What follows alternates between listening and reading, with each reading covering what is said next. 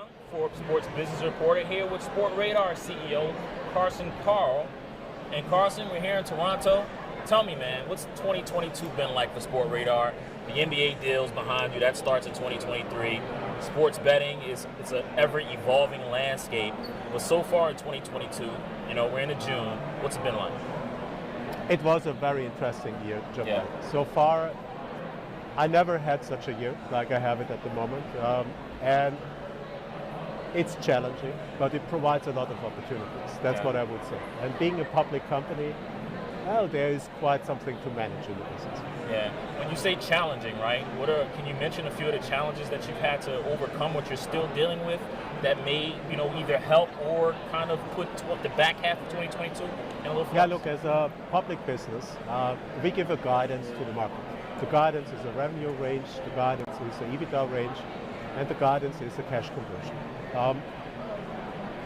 7, 8, 9 months ago, it was not that important how much money do you generate. It was important how much growth can you show. That has, as we all know, changed fundamentally. Yeah. So the investors are asking me to fulfill the guidance, grow 25 to 30%, have a 20% EBITDA margin, and have a cash conversion of 65%. Yeah. No excuses. And if I'm looking now to the market, not what we are doing, it's simple, where is the market? We are having a war in Europe. We're having problems to get the raw material which we got before for table tennis, for example, in Ukraine. We're going to have to manage this. We have to mitigate it. We have to find other global opportunities, and we are doing this. So I'm going to Brazil. We are looking to India. We are looking to Japan. Very interesting opportunities for global businesses, but I'm going to have to mitigate. The next thing which comes now is inflation, or hyperinflation, or recession, which is a challenge. You're going to need to manage those kind of things, and they're not created by us. So apart from our roadmap, I'm scheduled to deliver, and we will deliver what we promised, no matter what happens in the market environment. And that's for the management a real task to do. I love this. I love to, when somebody is asking me what is driving you, I always say, I'm curious every day. Every day I'm curious what comes on the next day. And the curiosity helps me to be creative. And you're going to need to be creative to manage this global business.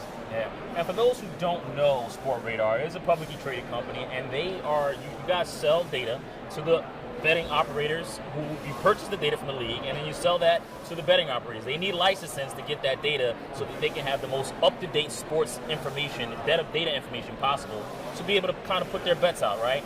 So I asked you mentioned inflation could be an issue, but from what I see, people are still betting. Like, people that are regular fans are still betting, so there hasn't been a problem yet. If I may correct you slightly. Yeah, correct me all the time if I'm wrong. Right? Thank you. The data business for us is a relatively small part of our business. Right. We have 3 business verticals. One is Sports Solution. That deals with teams and leagues. It's video coaching, capturing, sport analytics services. We did a major acquisition with Synergy last year in this perspective. And we are the biggest company in the college space for basketball and baseball, providing those things. And of course, we have many international federations where we do this. Then we have the sport entertainment vertical, where I'm so amazed of. So this is all about what story do you tell in the future with sport. It needs OTT, but it needs then the profiling of the sport fan, that you do not the broadcast one to all, you do an individualized product from one to one. And that is in the sports entertainment sector. And then we have the sports betting sector. But for the sports betting sector, the raw material, the data, is 20% of our global business. Not in the US, but this will change with the time dramatically. So what we see in the United States, and that was the calculation from the beginning, the appealing thing is live. So the in-running and the in-play betting. When that comes into play, all our products like probabilities, risk management, clearing, platform comes to play. So we are getting a much higher margin with this instead of selling data. And if I would have to sell data, I would say I stop the business today. So that is pretty boring. When will we see more of that, the in-play betting? The in-play betting, does 5G have to play more of a part with the latency and all? I think it's a mix of this. So first, you need the customer to understand sports betting. And we are still on the very early days. If you are turning on the TV, you see spots of all the providers which are going 5 minutes to 10 minutes to educate sport punters about live betting.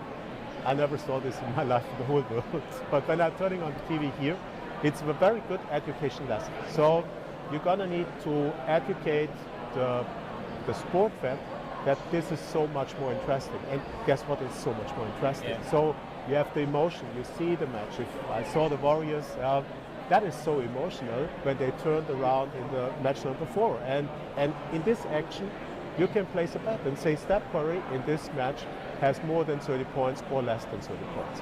And you can adjust this every minute because of his performance. And that's the emotional bonding with the live betting. But to calculate the prices and the probabilities, you need somebody who can do it. And we are the best in the world for this, and we are the biggest in the world for this.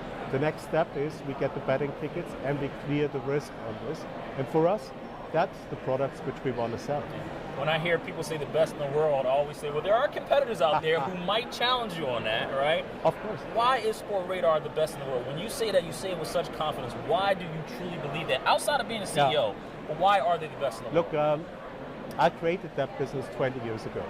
I created it out of 3 people, 2 on the university in Trondheim. I think I invested at this time 150,000 euros. Since then, I never invested money in the business. It was always self-sustaining. That diversifies us completely from the rest of the market. We have been always self-sustaining, we are always cash generating, and we simply understand to operate. That, I think, makes us a complete different company to whoever is in our peer or compared to us. Looking for my innovation, we created live betting. So we created this product, and now with managed trading services, we create the risk management. Nobody has this. So I think that diversifies us, the innovation and the operational skills. Yeah, from $150,000 investment to $1 billionaire. I mean, this is ridiculous. I need to follow whatever investment advice you offer. But hey, listen, we talk about the NBA. You guys are now the exclusive partner of the NBA starting in 2023. What's that going to be like for you guys? We are already since 7 years exclusive partner with the NBA. And this is now an extension for another 8 years. So in total, from now on, it's 9.5 years running. The reason why we choose the NBA, and the NBA is the only shareholder from a league level in Sportradar. The reason why we choose them is it's a unique franchise. It's not comparable to anything else. The NBA drives 2.3 billion eyeballs worldwide. This is the biggest sport worldwide, the biggest league worldwide, with interest around the globe.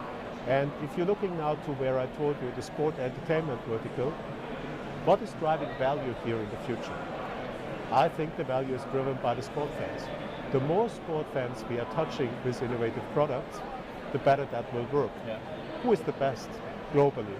It's the NBA. So that was one decision. Second decision is I love the NBA for the way how they are. They are open, they are creative, and they are very tech savvy. So they want to innovate, they want to disrupt, and that fits perfectly to us. So that's the answer. Yeah. Every time I talk to you, we always talk about how TV networks have to evolve, they have to innovate, they have to get better at the way that they're presenting the games so that Sportradar, a company like yours, can really accelerate how you engage with fans, right? Can you give me 3 things that you really feel like over this next decade that they need to do to make a Sportradar, continue to accelerate? The big change for the entertainment industry is we need to come away from the one-to-all broadcast into the one-to-one situation. For this, we need to understand the sport fan. We need to know who sits on the other side. There must be a channel that the other side can communicate and that it can be identified. So that is very important. The second one is we need to find a way to mix all the data which we have into a simple, very appealing format. We should not overload it, and that might be a mixed reality situation. And if you combine the two, the mixed reality and the one-to-one, that I know what the other side wants to see, then you are on the sport entertainment of the future. And I think this is a lot of things with virtual reality, augmented reality. So there is a lot of space to innovate. There's also space for metaverse, avatars. You can customize and configure those things. And if you ask me where will this be developed, undoubtedly the United States. The country is driving this because the country is so much focused on technology and deep understanding of sport data. And that is driving us. That's the reason why we have such a big commitment. Sportradar CEO Carsten Koerl, thank you for the time, sir. Appreciate it. And let me know when you're going to make your next investment, right? I want in on that. I want in on the story. I will let you know. Thanks a lot. Thanks a lot. Thank you.